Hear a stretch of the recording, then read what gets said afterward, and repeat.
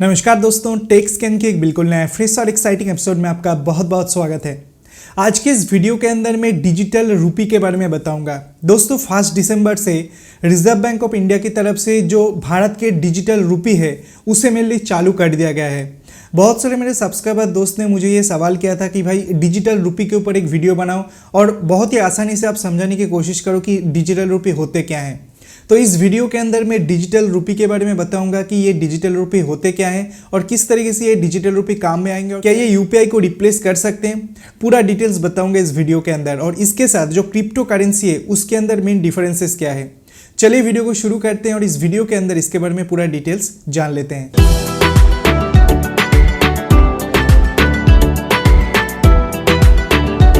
दोस्तों जो डिजिटल रूपी है वो उसका मतलब हम जो नॉर्मल नोट यूज़ करते हैं उसका एक डिजिटल फॉर्म है। नॉर्मली नोट हम हमारे पार्ट्स पर रखते हैं, हम हमारे वॉलेट पर रखते हैं और डिजिटल रूपी जो है हमारे जो डिजिटल वॉलेट है उसके अंदर रहेंगे।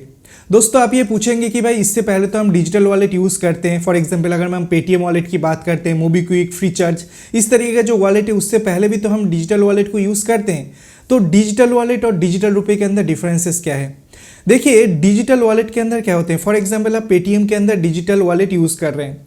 आप अगर किसी को पेटीएम से पेमेंट करते हैं तो मेनली वो उनके पेटीएम वॉलेट पर ही जाएंगे और आपके पास एक रिकॉर्ड रहेंगे कि आप इस जगह के अंदर मेनली उस पेमेंट को किया है।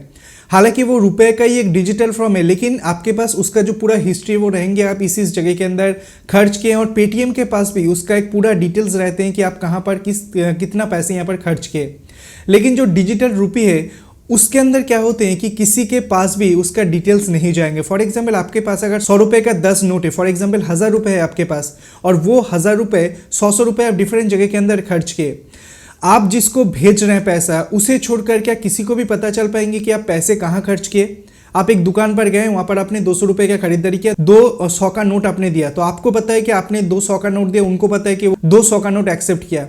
लेकिन इसे छोड़कर किसी को भी पता नहीं चलेंगे कि ये जो 200 रुपये आपने खर्च किए वो कहाँ पर किया। और डिजिटल रूपी ठीक सिमिलर तरीके से काम करते हैं। फॉर एग्जाम्पल आपके डिजिटल वॉलेट पर आपके पास 1000 रुपये पड़ा हुआ है तो आप अगर 200 रुपये खर्च करते हैं तो आपको पता चल पाएंगे और जिनको आप पेमेंट किए उनको पता चल पाएंगे। बीच में कोई भी उसके ऊपर नज़रदारी नहीं कर सकते। जिस तरीके से नॉर्मल यूपीआई या वॉलेट टू वॉलेट ट्रांसफर के अंदर नज़र रख पाते हैं, जो थर्ड पार्टी एप्लीकेशन से वो आपके ऊपर नज़र रख पाते हैं। फॉर एग्जांपल अगर मैं रिजर्व बैंक ऑफ इंडिया की बात करता हूँ, गवर्नमेंट की बात करता हूँ, लेकिन यूरूपी के साथ ऐसा बिल्कुल भी नहीं होंगे। दोस्तों पहले फेज के अंदर भारत के 4 बैंक के साथ मेनली यूरूपी को चालू किया गया। State bank of India, ICICI bank, yes bank और आईडीएफसी फास्ट, ये पहले के 4 बैंक के साथ ये चालू कर दिया गया और भारत के कुछ शहर के अंदर टेस्टिंग पर्पज के लिए चालू किया है, जैसे अहमदाबाद, गैंगटॉक, गुवाहाटी, हैदराबाद, इंदौर, कोची, लखनऊ, पाटना एंड शिमला। ये सारे जगह के अंदर डिजिटल रूपी को चालू कर दिया गया है। और सेकेंड फेज के अंदर और कुछ बैंक को यहाँ पर इंक्लूड किया जाएगा, जैसे Kotak Mahindra bank, HDFC, union bank और बैंक ऑफ बड़ौदा को यहाँ पर इंक्लूड किया जाएगा। काफी जल्दी किया जाएगा सेकेंड फेज के अंदर। तो दोस्तों हर एक बैंक का एक अलग से एप्लीकेशन होंगे, मेनली ई वॉलेट का एप्लीकेशन होंगे, जहां पर आपको सबसे पहले पैसे को भर के रखना होगा जिस तरीके से आप वॉलेट पर रखते हैं। फॉर एग्जाम्पल आपके बैंक पर अगर पैसे हैं तो आप नॉर्मली एटीएम पर जाकर कैश निकल कर आपके वॉलेट पर रखते हैं। तो सिमिलर तरीके से ये पैसे को आप ई रूपी पर कन्वर्ट कर सकते हैं। और अच्छी बात ये रिजर्व बैंक ऑफ इंडिया की तरफ से बताया गया है कि कोई भी ट्रांसफर फीस आपको नहीं देना पड़ेगा। इससे पहले अगर आप किसी भी थर्ड पार्टी वॉलेट को यूज करते हैं तो 1 से 2% का आपको ट्रांसफर फी लगते थे, अप टू 4% का ट्रांसफर फी लगते थे। तो यहाँ पर कोई भी ट्रांसफर फी आपको नहीं देना पड़ेगा। उसी के साथ किसी का भी नजरदारी इसके ऊपर नहीं होंगे तो लोग काफी आराम से इस चीज को एक्सेस कर पाएंगे और आपको बार बार एटीएम पर जाकर पैसे निकालने की जरूरत नहीं है। और गवर्नमेंट की तरफ से ये भी कहना है कि ये डिजिटल रुपये आने के बाद जो नोट प्रिंट का खर्चा है वो काफी ज्यादा कम यहाँ पर हो जाएंगे क्योंकि लोग डिजिटल रुपये को यूज करेंगे। तो अगर आपके पास आपके फोन है तो आपको कुछ नहीं चाहिए, आपको वॉलेट की भी जरूरत नहीं है, आपके फोन से ही हर एक काम हो जाएंगे और ये हर एक जगह के अंदर एक्सेप्ट भी होंगे। आप नॉर्मली दुकान पर जिस तरीके से पैसे देते हैं सिंपली डिजिटल रुपये भी वहाँ पर ट्रांसफर कर सकते हैं विदाउट एनी ट्रांसफर कॉस्ट। तो इसके साथ जो यूपीआई है उसका मेन डिफरेंस है कि यूपीआई के अंदर जितने बार आप पेमेंट करेंगे उसका रिकॉर्ड रहते हैं, लेकिन इसके ऊपर किसी भी टाइप ऑफ रिकॉर्ड नहीं रहेंगे। और अभी आपको पता है नॉर्मली यूपीआई के अंदर भी आपको थोड़े बहुत एक्स्ट्रा चार्ज देना पड़ेंगे जहाँ पर डिजिटल रुपये के अंदर आपको नहीं देना पड़ेगा। अभी इसके साथ क्रिप्टो करेंसी का क्या डिफरेंसेस है? देखिए डिजिटल रुपये को जो है वो रिजर्व बैंक ऑफ इंडिया की तरफ से इशू किया जाएगा।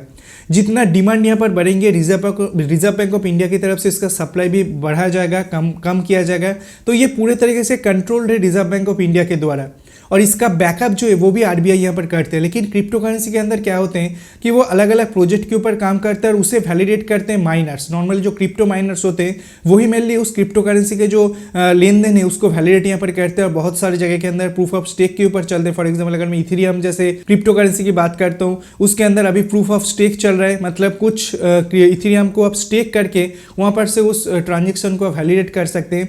तो क्रिप्टो करेंसी बिल्कुल अलग सेगमेंट है, उसके अंदर किसी भी गवर्नमेंट का कोई भी गवर्नेंस नहीं है। क्रिप्टो करेंसी बिल्कुल डिसेंट्रलाइज चीज़ है जहाँ पर CBDC जो सेंट्रल बैंक डिजिटल करेंसी है वो आरबीआई के द्वारा कंट्रोल किया जाएगा। तो इससे बहुत ज़्यादा सिक्योरिटी यहाँ पर बढ़ जाएंगे और जो रुपये का वैल्यू है वो इंटरनेशनल मार्केट के अंदर भी काफ़ी ज़्यादा बढ़ जाएंगे। तो क्रिप्टो करेंसी और जो डिजिटल करेंसी है बिल्कुल अलग चीज़ है, अलग प्रोस्पेक्टिव से बनाया गया है और इसका जो सेंट्रलाइजेशन या डिसेंट्रलाइजेशन का जो प्रोसीजर है वो भी बिल्कुल अलग है।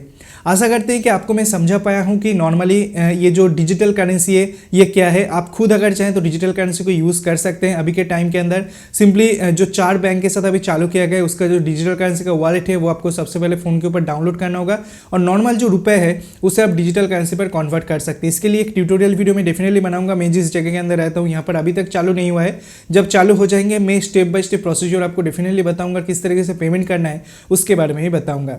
तो अगर आपको वीडियो पसंद आया, कुछ नई जानकारी मिला तो वीडियो को लाइक कीजिए, वीडियो को अपने दोस्तों के साथ शेयर कीजिए, चैनल को सब्सक्राइब करके पास में बेल आइकन को दबाना बिल्कुल भी मत भूलिए ऐसे इंटरेस्टिंग वीडियो डेली बेसिस देखने के लिए।